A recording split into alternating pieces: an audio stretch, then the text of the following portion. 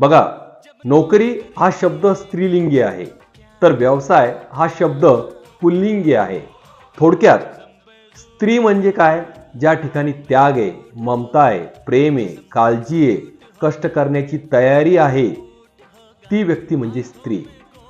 आणि ज्या ठिकाणी बहुतेक प्रमाणामध्ये दूरदृष्टिकोन आहे, कष्ट करण्याची तयारी आहे, जोखीम घेण्याची तयारी आहे आणि विशेष म्हणजे वेळ काळ न पाहता काम करण्याची तयारी आहे, असा प्रकार म्हणजे पुरुष. मग थोडक्यात आपण जर याचे दोन गट केले तर ज्या ठिकाणी नोकरी आहे त्या ठिकाणी स्त्रीने असावं आणि ज्या ठिकाणी व्यवसाय आहे त्या ठिकाणी पुरुषाने असावं, असा याचा अर्थ निघतो.